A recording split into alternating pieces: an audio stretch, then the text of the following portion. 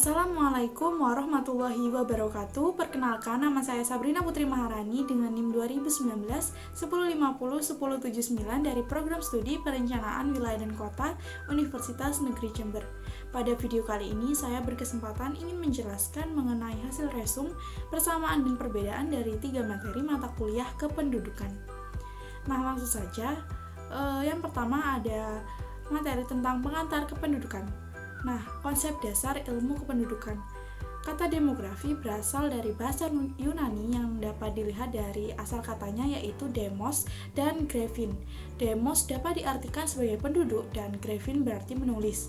Dengan menggabungkan kedua makna dari kata-kata tersebut, maka dapat diartikan kata demografi berarti tulisan-tulisan atau karangan-karangan tentang penduduk suatu negara atau suatu daerah.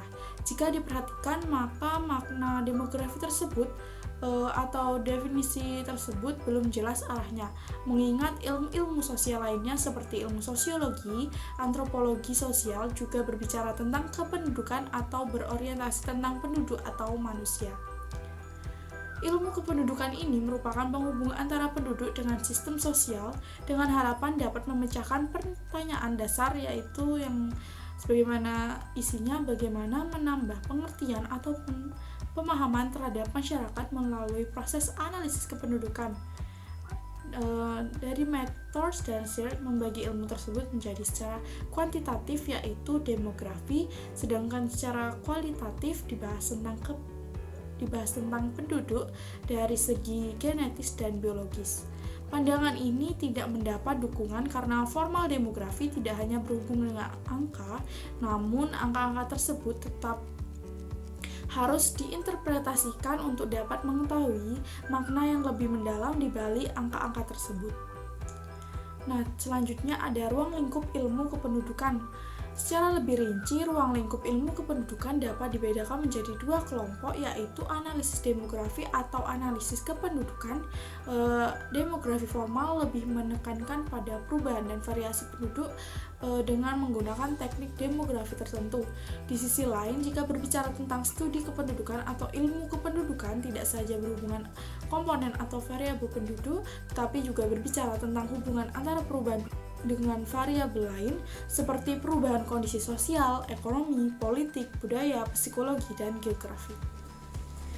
Nah, untuk tujuan pembelajaran ilmu kependudukan yaitu yang pertama ada mempelajari dan memahami kuantitas penduduk di suatu wilayah. Yang kedua ada mempelajari dan memahami perkembangan penduduk di suatu wilayah. Yang ketiga ada mempelajari dan memahami perbandingan dan perbedaan penduduk antara wilayah. Yang keempat ada mempelajari dan memahami penyebab perkembangan penduduk seperti fertilitas, mortalitas, dan migrasi penduduk. Yang kelima ada mempelajari dan memahami komposisi atau distribusi penduduk di suatu wilayah, baik secara ekonomi, sosial, dan demografi. Yang keenam ada mempelajari dan memahami cara menghitung tingkat pertumbuhan penduduk. Yang ketujuh ada mempelajari dan memahami persebaran penduduk menurut wilayah. Yang kedelapan ada mempelajari dan memahami perkembangan tingkat pertumbuhan penduduk dari waktu ke waktu. Yang kesembilan ada mempelajari dan memahami perkembangan dan kondisi ketenagakerjaan di suatu daerah dari waktu ke waktu. Yang kesepuluh ada mempelajari dan memahami hubungan sebab akibat antara perkembangan penduduk dengan berbagai aspek sosial, ekonomi, budaya, dan lainnya. Yang ke-11 ada mempelajari dan memahami keterkaitan antara variabel demografi, dan yang terakhir ada mempelajari dan memahami pertumbuhan penduduk pada masa yang akan datang dan berbagai kemungkinan konsekuensinya, misalnya penurunan fertilitas, aging people, mortalitas, dan sebagainya. Nah, kegunaan mempelajari ilmu kependudukan yaitu pentingnya mempelajari ilmu kependudukan dan juga manfaatnya dapat dilihat dari pidato kenegaraan Presiden Soeharto pada tahun 1983 yang mana isinya seluruh rencana pembangunan kita akan berhasil dengan lancar jika ditunjang oleh pemecahan masalah kependudukan antara lain pengendalian kelahiran, penurunan tingkat kematian, perpanjangan harapan hidup, penyebaran penduduk, pendidikan, dan masalah lapangan kerja. Nah, pidato Presiden Soeharto pada saat itu menandakan bahwa pemerintah sudah sangat menyadari bahwa masalah kependudukan yang dihadapi oleh bangsa Indonesia harus diatasi agar dapat mencapai cita-cita pembangunan bangsa, yaitu masyarakat yang makmur dan sejahtera. Dalam pengendalian masalah kependudukan tidak hanya dibebankan kepada pemerintah dan ahli-ahli kependudukan saja, namun juga sangat penting peran masyarakat untuk membantu memahami dan memecahkan masalah kependudukan tersebut. Nah, selanjutnya ada keterkaitan antara analisis kependudukan dengan ilmu kependudukan. Analisis kependudukan terbatas pada studi tentang komponen perubahan penduduk yang mana terdiri dari fertilitas, mortalitas, dan juga migrasi. Studi kependudukan tidak hanya tentang komponen perubahan penduduk atau variabel demografis, tetapi juga hubungan antara perubahan penduduk dengan variabel lain, yaitu antara lain ada sosial, ekonomi, politik, biologi, dan sebagainya. Dengan demikian, studi kependudukan lebih bersifat interdisiplin. Materi selanjutnya yang saya resume yaitu ada pengantar geografi penduduk. Konsep dasar geografi penduduk. Untuk geografi penduduk merupakan salah satu cabang ilmu geografi manusia yang mempelajari tentang perbedaan dan persamaan aktivitas manusia dalam ruangan sebagai hasil dari interaksi antara manusia dalam memanfaatkan lingkungan. Sebagai salah satu cabang ilmu geografi penduduk menggunakan 3 pendekatan dalam mengkaji fenomena kependudukan atau geosfer. Di antaranya ada spatial approach, ecological approach, dan juga yang terakhir ada regional complex. Melalui 3 pendekatan tersebut dapat menjelaskan mengenai interaksi manusia dalam melaksanakan aktivitasnya. Lalu di sini juga ada ruang lingkup geografi penduduk. Seperti halnya cabang ilmu geografi yang lain, geografi penduduk memiliki bahan kajian atau objek material khusus yaitu migrasi, mobilitas penduduk, komposisi penduduk, pertumbuhan penduduk, distribusi penduduk, mortalitas, fertilitas, proyeksi penduduk, dan juga ketatakerjaan. Dalam mengkaji persamaan dan perbedaan persoalan atau aktivitas manusia tersebut, ilmu geografi penduduk menggunakan pendekatan ke lingkungan dan kompleks wilayah dalam konteks keruangan. Selanjutnya ada kependudukan dalam geografi penduduk. Kependudukan adalah salah satu subjek dan atau objek kajian dalam geografi penduduk, yang mana masalah kependudukan erat hubungannya dengan manusia sebagai anggota masyarakat maupun perorangan atau individu. Karena itu, pengetahuan tentang kependudukan perlu diketahui oleh peserta kuliah geografi penduduk. Kependudukan merupakan sumber berita yang tak pernah kering. Berita yang menyangkut kependudukan selalu harus didukung oleh data berupa jumlah maupun angka dan bersifat kuantitatif. Demografi atau subkajian geografi penduduk merupakan ilmu yang mempelajari perihal kependudukan. Ahli geografi penduduk dan atau demografi banyak menggunakan data-data sensus, survei serta catatan kelahiran dan kematian untuk dibentuk menjadi angka-angka, rasio, serta statistik lainnya dan dianalisa dengan mendasarkan pada beberapa pendekatan geografi. Selanjutnya ada peralatan geografi penduduk. Peralatan geografi penduduk yang pertama ada bilangan atau yang disebut dengan count, yang mana biasanya digunakan untuk menunjukkan jumlah mutlak suatu penduduk ataupun kejadian penduduk lainnya untuk suatu daerah dalam jangka waktu tertentu. Yang kedua ada angka atau yang disebut dengan rate, yang mana untuk menyatakan banyaknya peristiwa kependudukan dari suatu penduduk dalam jangka waktu tertentu. Yang ketiga ada rasio atau ratio, yang mana rasio menyatakan suatu jumlah dalam perbandingan terhadap jumlah lainnya. Dengan perkataan lain merupakan perbandingan antara dua bilangan dan dapat dinyatakan dalam persen, per 10, atau per 1000. Yang keempat ada proporsi, yang mana apabila pembilang merupakan bagian dari penyebut, maka proportion perbandingan tersebut dinamakan proporsi. Yang kelima ada konstanta, yang merupakan suatu bilangan tetap atau arbitrary number atau constant, misalnya 100, 1000, atau 10.000 dalam rumus dinyatakan dengan huruf K. Yang keenam ada ukuran kohort. Kohort adalah sekelompok orang yang mempunyai atau cohort measures pengalaman yang sama dari suatu peristiwa kependudukan tertentu selama satu periode waktu, biasanya kira-kira 1 tahun. Dan yang terakhir yaitu ada ukuran periode, yang mana suatu ukuran mengenai peristiwa yang terjadi dari sebagian periode misers penduduk maupun keseluruhan selama satu periode tertentu suatu talking a snapshot. Nah, selanjutnya saya akan menjelaskan mengenai konsep demografi. Definisi menurut para ahli. Nah, yang pertama ada definisi menurut Multilingual Demography Dictionary, yang mana didefinisikan bahwa ilmu sains yang mempelajari penduduk atau suatu wilayah, terutama mengenai jumlah, struktur atau komposisi penduduk dan perkembangan atau perubahannya.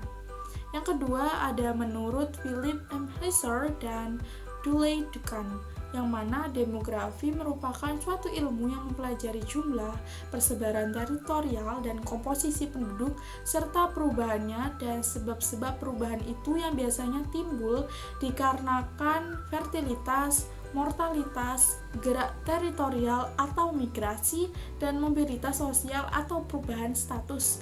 Dan definisi menurut para ahli yang ketiga ada mantra, yang mana demografi mempelajari struktur dan proses penduduk di suatu wilayah.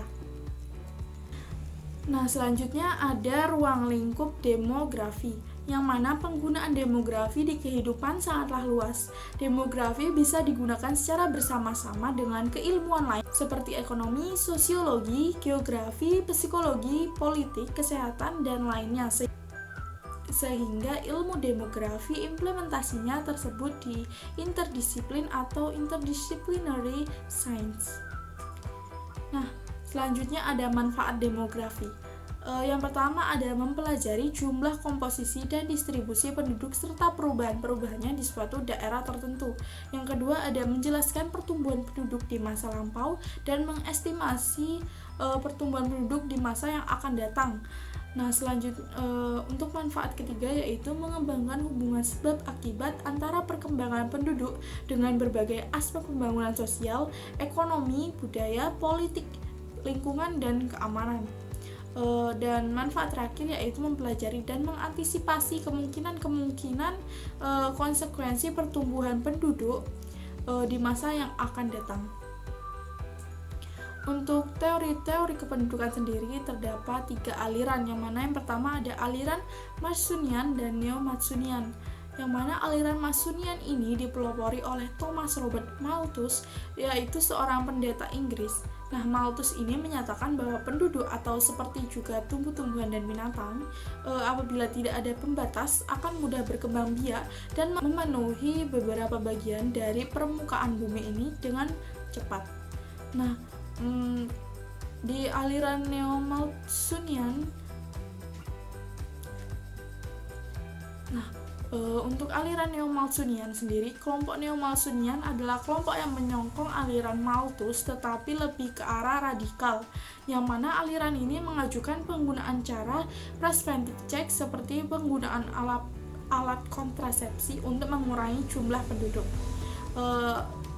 Selanjutnya ada aliran Marxist, yang mana aliran Marxist ini dipelopori oleh Karl Marx dan Friedrich Engels, yang mana aliran ini tidak sependapat dengan teori Malthus bahwa manusia akan mengalami kekurangan bahan pangan jika tidak dilakukan pembatasan terhadap pertumbuhan penduduk. Menurut Marx sendiri, tekanan dalam suatu negara bukanlah bahan pangan tetapi tekanan kesempatan kerja. Nah, untuk teori yang terakhir yaitu beberapa teori kependudukan mutakhir, yang mana pada akhir abad ke-19 dan permulaan abad ke-20, teori Malthus dan Marx mengalami formulasi kembali atau yang disebut dengan reformulation, yang merupakan rintisan teori kependudukan mutakhir. Nah, teori ini dapat dibagi menjadi 2 kelompok, yaitu teori fisiologi dan sosial ekonomi. Nah, selanjutnya saya akan membahas mengenai persamaan dan juga perbedaan dari ketiga materi yang telah saya resume tadi, yaitu dari pengantar kependudukan, pengantar demografi, dan juga konsep demografi. Nah, untuk persamaannya sendiri, yang pertama, kependudukan adalah salah satu objek dan objek kajian dalam geografi penduduk, sehingga keduanya yaitu kependudukan dan juga geografi penduduk saling berkaitan dikarenakan salah satu aspek geografi memiliki aspek non-fisik yang dimana di dalamnya terdapat aspek kependudukan, sedangkan kependudukan merupakan ilmu yang mempelajari tentang penduduk. Nah, persamaan yang kedua yaitu persamaan antara demografi dan kependudukan, yaitu sama-sama mempelajari atau membahas mengenai kependudukan, yang mana demografi dan kependudukan mempelajari penduduk sebagai suatu kumpulan atau aggregate atau collection dan bukan merupakan suatu individu. Nah, untuk persamaan yang terakhir yaitu persamaan antara demografi dan juga geografi kependudukan, yaitu sama-sama menjelaskan mengenai fenomena yang ada di kependudukan dan juga untuk menganalisis fenomena yang ada data yang diambil berdasarkan data statistik. Nah, selain itu, pada umumnya data-data ini bersifat data kuantitatif yang mana mencoba menjelaskan fenomena yang terjadi menggunakan angka. Nah, selanjutnya untuk perbedaan 3 materi yang saya resume tadi, yaitu ada perbedaan antara demografi dan kependudukan, yaitu yang mana menurut Philip, Hauser, dan Duley kan bahwasanya demografi adalah analisa statistik terhadap jumlah, distribusi, komposisi, serta komponen-komponen perubahannya, sedangkan studi kependudukan lebih mempersoalkan hubungan-hubungan antara variabel demografi dan juga variabel sistem lainnya. Untuk perbedaan selanjutnya ada perbedaan antara demografi dan juga geografi penduduk. Yang utama ada pada aspek keruangan dalam kajian dan juga penelitian yang dilakukan. Dalam demografi, pada umumnya yang dikaji ialah proses serta karakteristik fisik yang ada dari penduduk di suatu wilayah. Sedangkan dalam geografi penduduk, kajian yang dilaksanakan berfokus pada aspek keruangan dari kependudukan tersebut. Dalam geografi penduduk juga dikaji hubungan timbal balik yang terbentuk antara manusia dengan lingkungan sekitarnya. Nah, terima kasih telah menonton video mengenai resume dan perbedaan juga persamaan dari ketiga materi dari kependudukan ini. Dan mohon maaf apabila ada kata-kata yang kurang berkenan. Terima kasih dan wassalamualaikum warahmatullahi wabarakatuh.